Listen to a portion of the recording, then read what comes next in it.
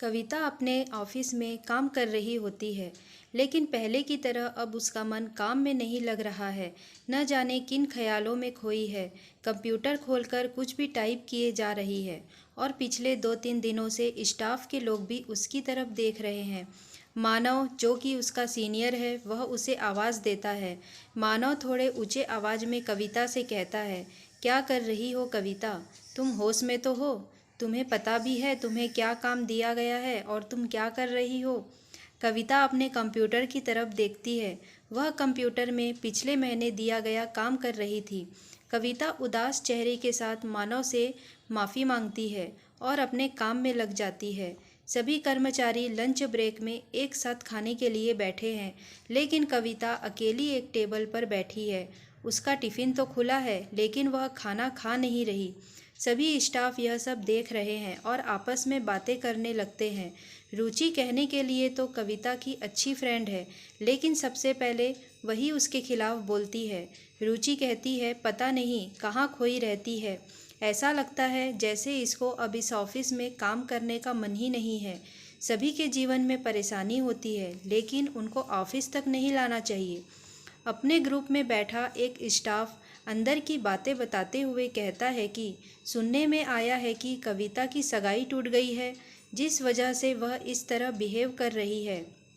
सब कविता के बारे में अपनी अपनी राय बता रहे थे।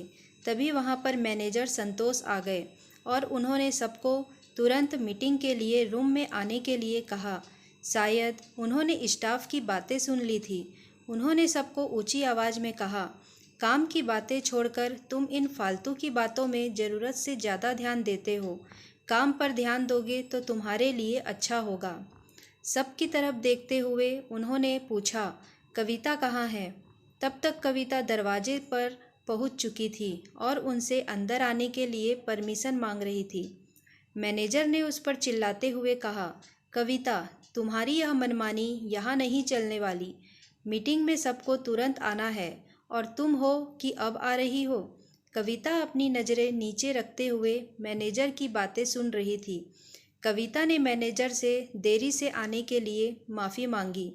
मैनेजर ने कविता को अपनी जगह पर बैठने के लिए कहा और मीटिंग आगे बढ़ाई। मैनेजर ने नोटिस किया कि मीटिंग में कविता का ध्यान नहीं था। मीटिंग खत्म होने के बाद सब अपने काम पर चले गए, लेकिन मानव वहीं पर मैनेजर के साथ बैठा था। मानव ने कहा, सर, आपने देखा कविता कैसे बिहेव कर रही है? आजकल उसका ध्यान काम में बिल्कुल नहीं है। हाँ, मुझे कुछ फ़र्क नहीं पड़ता, लेकिन एक अच्छा स्टाफ होने के नाते मेरा फ़र्ज़ बनता है कि कंपनी के बारे में सोचूं। आजकल कविता कोई भी काम ठीक से नहीं कर पा रही है। इससे तो कंपनी को बहुत बड़ा नुकसान हो जाएगा। अगर मेरी माने तो आप प्रकाश को कविता की जगह दे दे तो ठीक रहेगा। वो अपने काम में काफ़ी अच्छा है और कविता को कम काम दिया जाए, जिससे कंपनी पर कोई असर ना हो। बाकी आप खुद समझदार हैं। आखिर फैसला तो आपको ही लेना है। मैनेजर ने मानव की बातें ध्यान से सुनी। उन्होंने कुछ नहीं कहा, लेकिन गहरी सोच में डूब गए। 2 दिन बाद कविता को ऑफिस बॉय बुलाने आया। कविता चिंता में पड़ गई। रुचि ने उससे पूछा, क्या फिर से तुमने कोई गलती तो नहीं कर दी? कविता बोली, नहीं तो, मैंने कोई गलती नहीं की। इतना कहकर कविता मैनेजर के ऑफिस में जाती है। मैनेजर उसे बैठने के लिए कहता है। बाकी सभी स्टाफ को भी वहाँ पर बुलाता है। सबके आने के बाद मैनेजर कविता से पूछता है, आज की फ़ाइल तुमने कब सबमिट की? कविता कहती है, सॉरी सर, थोड़ी सी देरी हो गई। मैनेजर कहते हैं, 4 घंटे की देरी थोड़ी सी देरी लगती है तुम्हें? कविता के सभी स्टाफ ये सब देख रहे थे। कविता के आंखों में आंसू साफ देखे जा सकते थे।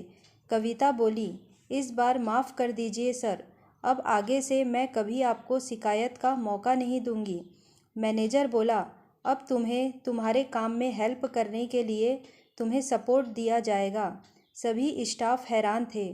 सब सोच रहे थे कि आज कविता को शायद काम से निकाल दिया जाएगा, लेकिन ऐसा कुछ नहीं हुआ। काम से निकालना तो दूर, बल्कि यहाँ पर उसकी मदद की जा रही थी।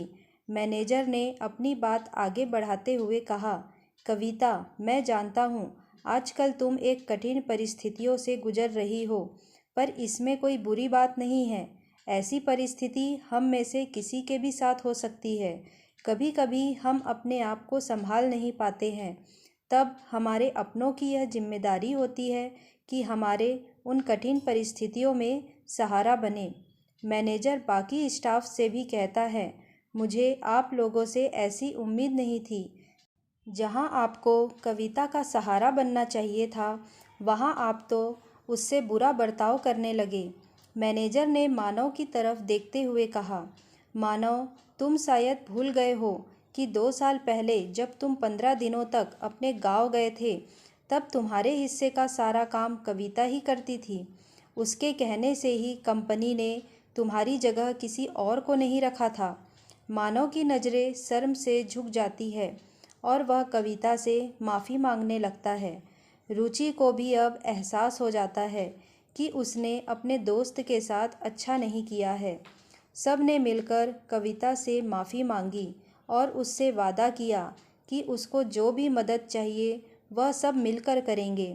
मैनेजर ने सबसे कहा, जिस तरह मदद करना अच्छी बात है, उसी तरह मदद मांगना भी कोई बुरी बात नहीं है, और मदद तो उन्हीं को पहले मिलती है जो उसे मांगते हैं। कविता, तुम भी बिना झिझक जो भी हेल्प चाहिए मांग लेना, हम सबको खुशी होगी। दोस्तों, जब भी जीवन में मदद की ज़रूरत हो तो अपनों से ज़रूर कहिए, क्योंकि कविता को तो समझदार मैनेजर मिल गए थे, लेकिन शायद आपको ना मिल पाए। अगर आपको हमारी कहानी पसंद आई है तो हमारे चैनल को प्लीज़ सब्सक्राइब करें और बेल आइकन को ज़रूर बजाएं, जिससे हमारी आने वाली वीडियो की न्यू नोटिफिकेशन मिलती रहे।